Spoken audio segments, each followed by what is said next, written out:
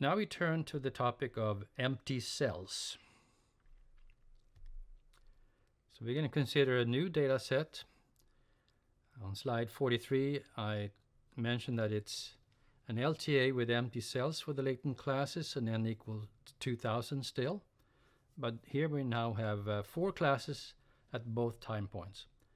And we're going to take a look at distal outcome means estimated as influenced by C2 again. First, let's consider a regular LTA, so no covariates, no distal outcomes, that is not doing a multi-step analysis. So in that case, we do regress C2 on C1, and we can impose measurement invariance, so we have the same labels here at the time point 1 and time point 2 for all of the classes. In this case, as shown on slide 45, the empty cells results in a lot of error messages. Here is what you see. The standard errors or model parameters may not be trustworthy. Non-positive definite first-order derivative matrix. That first-order derivative matrix is what we also refer to as something produced by the MLF, F as in Frank, or first-order version of maximum likelihood estimation. Special way to compute the standard errors. That's very sensitive to, or the most sensitive version to catch problems like this. So we see a problem here. C2 class 1 regressed on C1 class 3 has a problem. Condition number is very small, minus 16 to the power of minus 16 is a very small number, close to 0. But we also get a new message here that value, that estimate, does not affect the data fit in the range of parameter it is in. So that essentially says that it's not identified, and turns out it's not identified because the cell is empty. We also have another error message for C23 on C11, and there we get the message due to a singular information matrix. So that has to do with the standard errors, the maximum likelihood standard errors. And all of this is described in detail in Webtalk 2 in the context of error messages, described in segments 21 and 22. So the first error message is not fixed by Mplus, but flagged by the so-called MLF information matrix check up here, top message, suggesting that you might fix it at the value estimated or just ignore it. It can't be estimated. C, the other one is fixed based on the ML information check. So here's what the output looks like. So the first one, the first problem we had, it's a big value, but it's not fixed. You can tell that it's not fixed because when it's fixed, you would have 999 here, which you get for the other error message, a very large negative value here. It's fixed at that value, but that one is not fixed. But neither one of these two can be estimated, really. And here I'm just repeating the sentences at the previous slide. So what does that correspond to? Well, you can take a look at the joint latent class probabilities table. So you have all of the, in this case, 4 times 4, 16 patterns here. And pattern 1, 3, being in class 1 at time point 1 and class 3 at time point 2, has nobody in it. Same thing for class 3, 1. And when the joint probability has a 0, this little formula below here implies that the transition probability is also 0. Don't have to bother with that if you're not interested in these technicalities rather. But in the transition probability table then, still for this regular LTA, you have then the zeros showing up in these two spots. And you may wonder, why does it show up for 4 and not for 3? Because after all, it was in 1, 3. Well, it shows up in the last one that precedes the 0. Anyway, there are 2 zeros here, and those zeros can create problems. Let's see. When we now move to multi-step analysis. So now we have multi-step analysis, adding the distal outcome, and let's look at the first step here.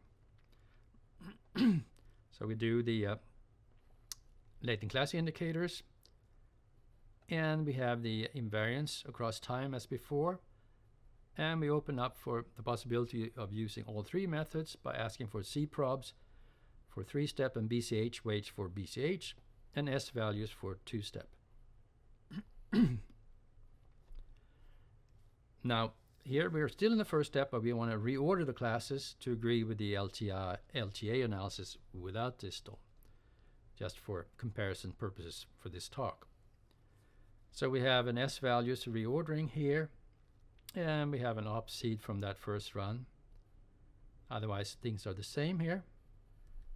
Slide 52, multi-step analysis using BCH. So here we take a look at the BCH estimator in the last step. And we then have the use variables are Y, and the weight variables. You don't have to mention the weight variables if you don't want to. They just get dropped off from the model automatically. They're not part of the analysis. They only appear in the training statement. And then we have C2 on C1 here in the last step, of course. And we have the distal outcome, the continuous variable mean for Y. And in that case then, using BCH, the latent transition probabilities have yet another 0, which is compared to slide 48, which was for regular LTA. The cell 1,4 has gone from 0.019 to 0 here. Close. But we have now 3 zeros, and we can take a look then at the latent class probabilities for the last step of BCH. Here they are for C1 and C2, and compare to the first step. And we see then that we have a little bit more difference than we've seen before. 0.213 versus 0.250. This one, 0.213, is smaller than 0.250, whereas here it's the reverse, not by much, but still, it seems to be a little bit bigger differences, and BCH doesn't do as well here, it looks like, in this single analysis. And in that case, you may want to contemplate trying out 2-step analysis and see how that works. Now this is related then to a topic that's shown here on slide 53 called BCH failure, which can happen with empty cells. So on slide 54 then, I make some statements about BCH weights. They can be negative, and that's fine. They should sum to 1 over class for each individual. They typically do. But they should not sum to a negative value over individuals for any class. So if you think of adding the weights down the rows in any specific column, they should not add to a negative value. Because if it does, that can prevent convergence. And you get a fatal error stoppage due to total negative weight, and BCH fails. You have to choose one of the other two, multi-step method. But if convergence occurs, the solution is okay. And this can happen with empty cells, but also with small class sizes and low entropy. And the example is distal outcome means varying across all transition patterns with empty cells. So you have these not identification issues. So the solutions to BCH weight problems, where you have no solution to the failure due to total negative weight. But if you have continuous distal outcomes, you can estimate, instead of having the estimated negative variances, which can happen, you hold variances equal across classes, which is the default of Mplus anyway. But if you specify them as unequal, some of them may turn out negative. To avoid that, you can hold them equal across classes again. You can also have the problem of estimated negative frequencies for categorical distal outcomes. You don't want negative frequencies. So in that case, you may want to hold probabilities equal across certain classes to avoid that. Or you can use another multi-step methods such as two-step. Slide 55 then. Let's take a look at the last step of BCH using the dot language once again. So distal outcome means varying across all transition patterns. So you have training BCH here, and you have all of the 4x4 combinations of classes, and you have the Y mean estimated freely in all of them. Slide 56 then shows the error messages that we get in this case. We got a problem with the estimated covariance matrix for Y, not positive definite in class 1. Couldn't complete the computations in iteration 2, maybe due to 0 estimated variance, no within class variation for the variable. Of course, there's nobody there, for instance. Here are suggestions. The warning is due to negative variance, residual variance. Avoid specifying. Here's one thing: avoid specifying class invariant covariance when the corresponding variances are not specified as class invariant. That combination doesn't make sense, so we shouldn't do that.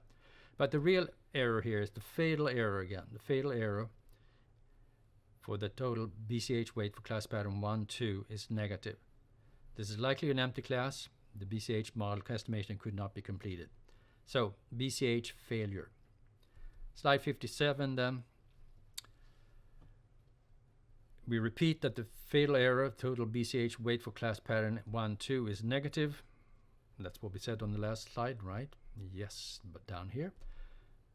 Slide 57, negative minus 8 point something, likely an empty class.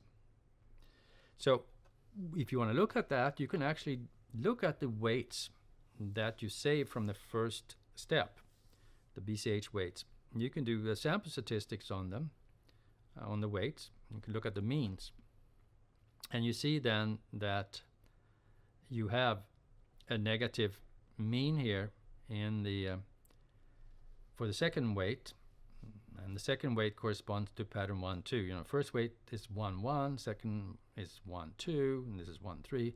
So you have negative 0.004, and that is the weight, the mean of the weight times the number of people in the total sample gives you minus 8.662.